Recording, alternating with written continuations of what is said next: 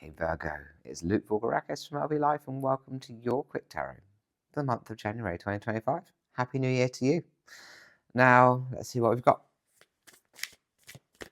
I hope you've been having a wonderful festive season. I look forward to seeing what your January has in store. Oh, hello. Drop one. Oh, I can't pick it up.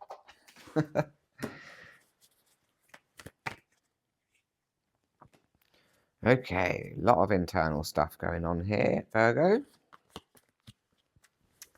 We have got the Five of Pentacles reversed as your first card. And then we've got the King of Pentacles, and then we've got here the Nine of Cups, all reversed. So let's just turn them this way.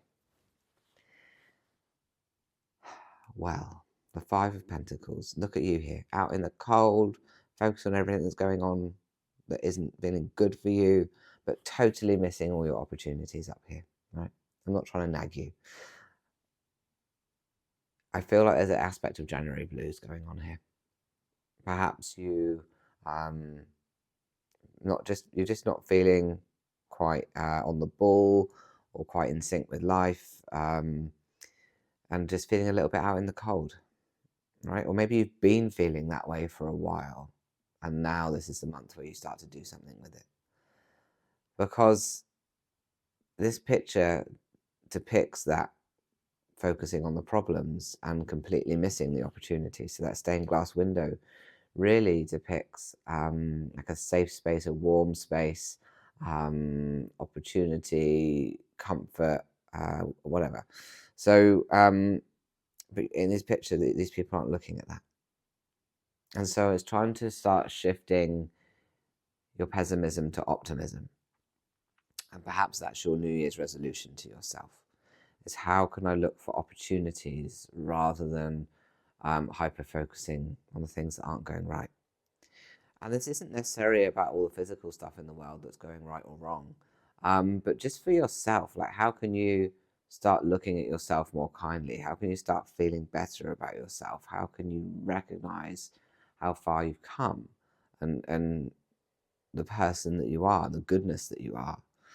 So I just feel like there's a real focus there on seeing what's available to you that's more uplifting, more positive, more optimistic, more comforting, and that will make you start feeling better about things.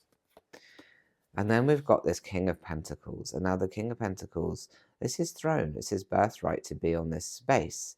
But for some reason he's feeling overwhelmed, and that kind of links into what we were just talking about.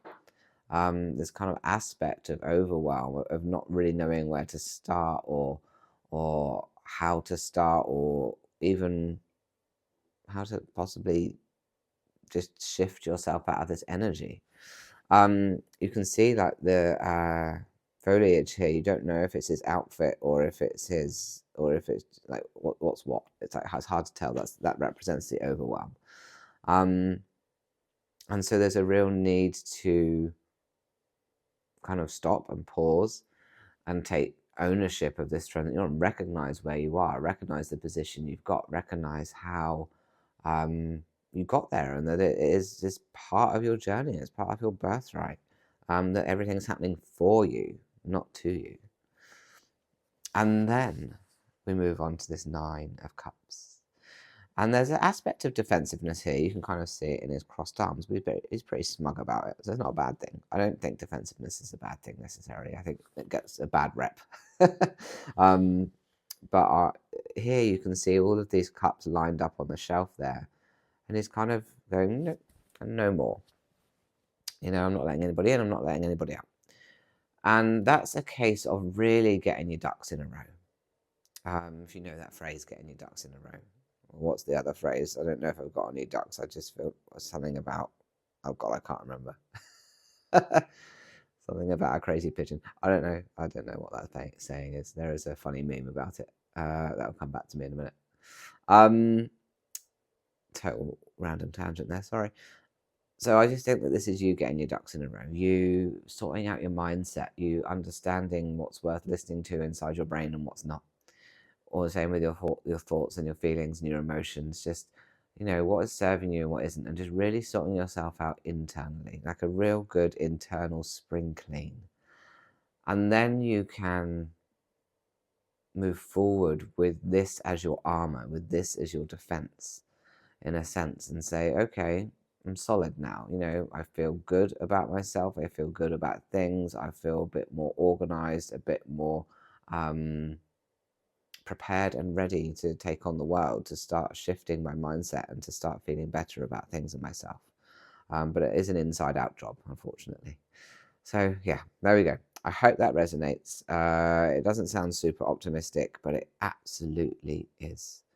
Because once you can get out of this mindset and you can move into something that feels better, the world is going to open up for you. So let's shake off those January blues. All right, well, thank you so much. I hope that resonated. Please do let me know in the comments.